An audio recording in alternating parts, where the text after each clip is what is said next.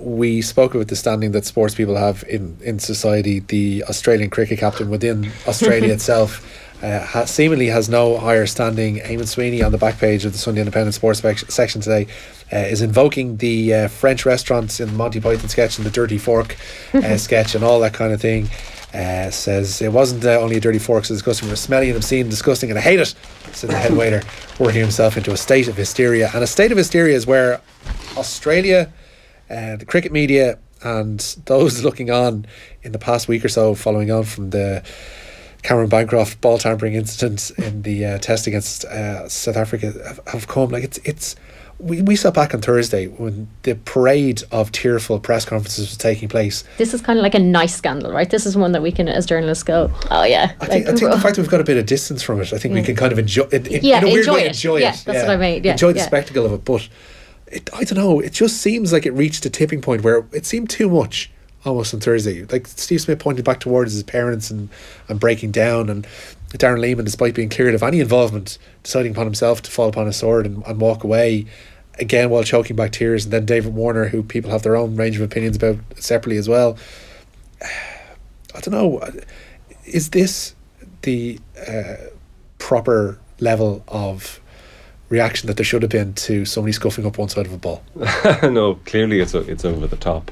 There was something very uncomfortable about watching men cry, and the David Warner post press conference yesterday was very unsatisfactory because he produced the tears, which is obviously part of the deal. He was working himself towards him, whereas Steve Smith, you look at him and you actually felt bad for the guy. I just wondered, was there an onion in the pocket? Or what's the Joey from Friends, a tweezer, like to pull some hairs out. A nostril hair will always do what I find. Yeah. But Simon Wilde in the Sunday Times counted the number of times that Warner said my part in this. It was 9 times he said.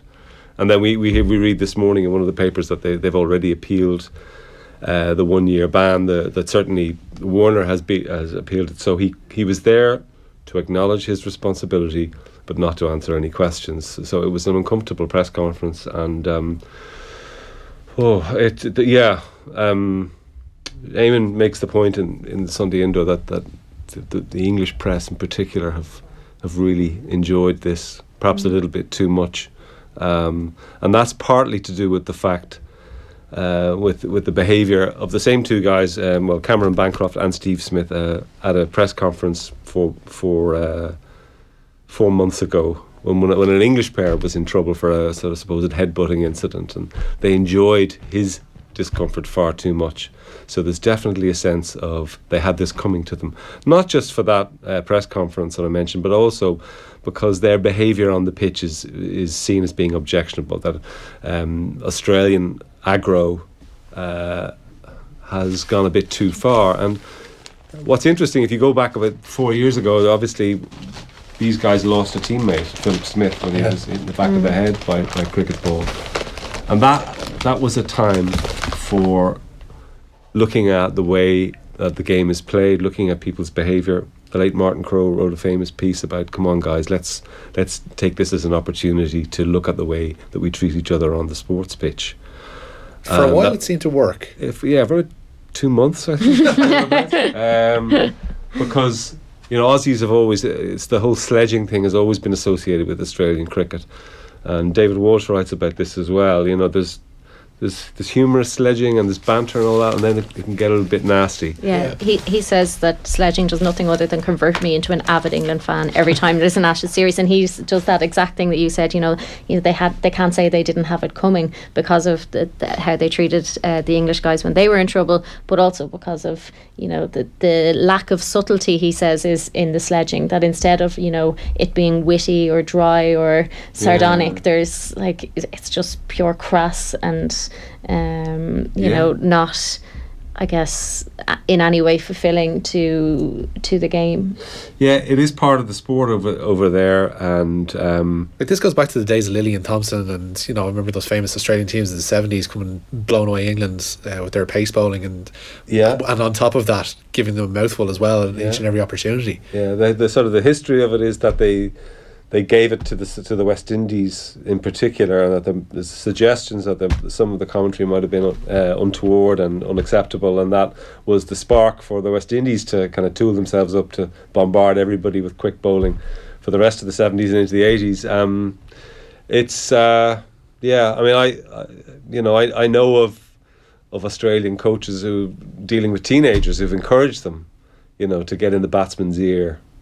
And it was well described by an English wicketkeeper, Paul Nixon, as so the wicketkeeper standing right behind the batsman, and he mightn't necessarily be heard, especially if there isn't a stump mic. It's about drip feeding doubt into the batsman's ear, and that makes it sound like something ingenious, but it's not really. Especially, and it's not acceptable when it goes beyond the game and how somebody is playing the game. When it becomes personal, it's completely unacceptable, and the implication is that the Aussies have overstepped that mark and done so repeatedly, and have been encouraged to do so. I mean, even, sorry to go on about it, but Darren Lehman, the coach who stepped down before the Ashes series, he encouraged the Australian public to send Stuart Broad, one of the English players, home in tears.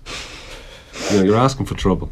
Yeah. Their opens certainly came this week, it seems. But when you're talking about the cheating for the non-cricket aficionados amongst us, like the cheating wasn't that bad, right? Like in terms of the scale of what you can do as a professional sports person. It's a level 2 offence. I mean, basically, it's altering the state of the ball to make the ball deviate more in the air, to gain an advantage for a bowler over a batsman, and it's something that has gone on in the sport in the same way that it's gone on in baseball. Spit balls and we had Deflategate with the NFL. All that sort of stuff. The problem is that the Aussies cheated, but then they lied about it. Okay. And then they still haven't been upfront about it. If that press conference last Saturday night, Sunday morning, the one with Bancroft and Smith side by side, had it been a little bit more mea culpa, sorry, listen, we'll discuss our positions afterwards, I don't think we would have had the week that we've had.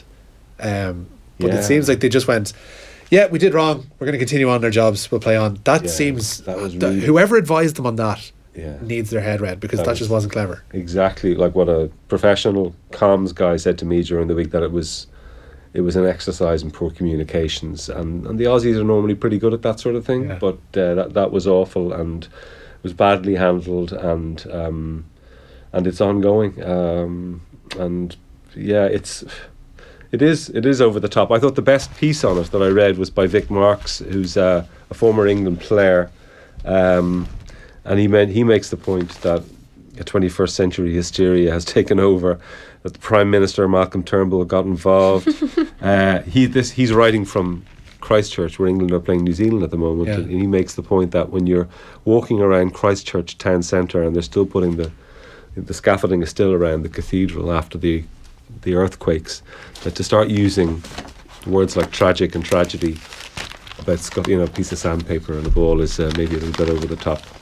Hey, hope you enjoyed that latest offering from Off the Ball. If you want to subscribe, and you should, check out just up here. All our latest stuff is just down here. Generally, knock yourself out.